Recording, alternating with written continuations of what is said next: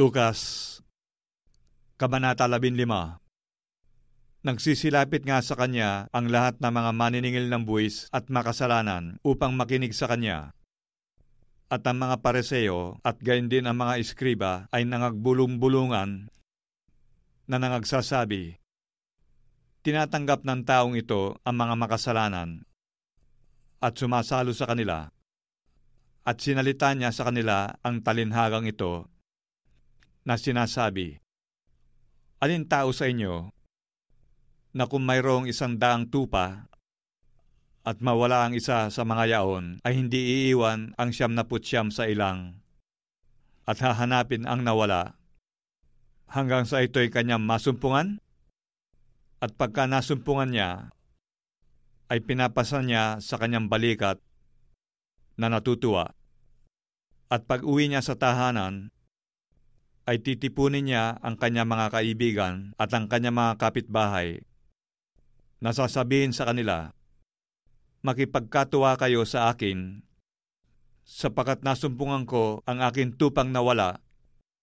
Sinasabi ko sa inyo, na gayon din magkakatuwa sa langit dahil sa isang makasalanang nagsisisi, kaysa 99 na taong matuwid na di nangagkakailangang magsipagsisi.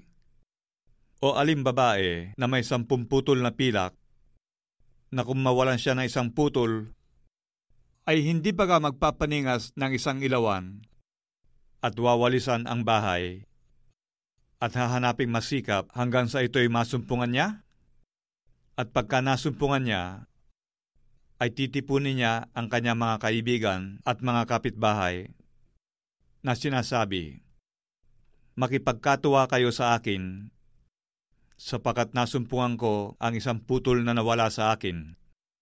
Gayon din, sinasabi ko sa inyo na may tuwa sa harapan ng mga anghel ng Diyos dahil sa isang makasalanang nagsisisi. At sinabi niya, may 1 tao na may 2 anak na lalaki. At sinabi sa kanyang ama ng bunso, Ama, ibigay mo sa akin ang bahagi ng iyong kayamanang nauukol sa akin. At binahagi niya sa kanila ang kanyang pagkabuhay. At hindi nakaraan ang maraming araw, ay tinipong lahat ng anak na bunso ang ganang kanya, at naglakbay sa isang malayong lupain, at do'y inaksaya ang kanyang kabuhayan sa paluging pamumuhay.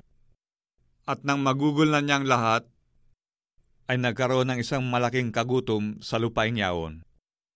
At siya'y nagpasimulang mga ilangan, at pumaroon siya at nakisama sa isa sa mga mamamayan sa lupaing yaon. At sinugo niya siya sa kanyang mga parang upang magpakain ng mga baboy. At ibig sana niyang mabusog ang kanyang tiyan ng mga ipa na kinakain ng mga baboy.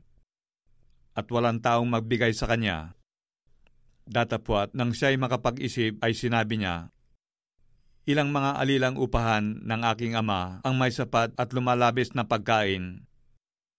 At ako rito'y namamatay ng gutom. Magtitindig ako at paroroon ako sa aking ama.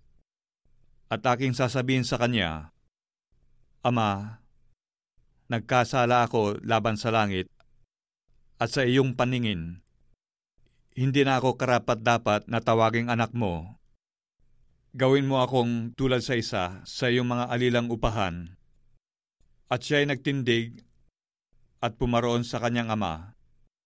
Datapwat, samantalang nasa malayo pa siya, ay natanawan na siya ng kanyang ama at nagdalang habag at tumakbo. At niyakap siya sa leeg at siya hinagkan. At sinabi ng anak sa kanya, Ama, nagkasala ako laban sa langit at sa iyong paningin. Hindi na ako karapat-dapat na tawaging anak mo.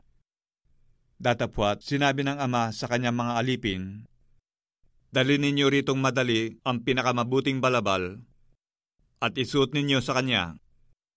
At lagyan ninyo ng singsing ang kanyang kamay at mga panyapak ang kanyang mga paa. At kunin ninyo ang pinatabang guya at inyong patayin. at tayo'y magsikain at mga tuwa, sapagkat patay na ang anak kong ito at muling nabuhay, siya'y nawala at nasumpungan, at sila'y nangagpasimulang mga tuwa. Nasa bukid nga ang anak niyang panganay, at nang siya'y dumating at malapit sa bahay, ay narinig niya ang tugtugan at ang sayawan.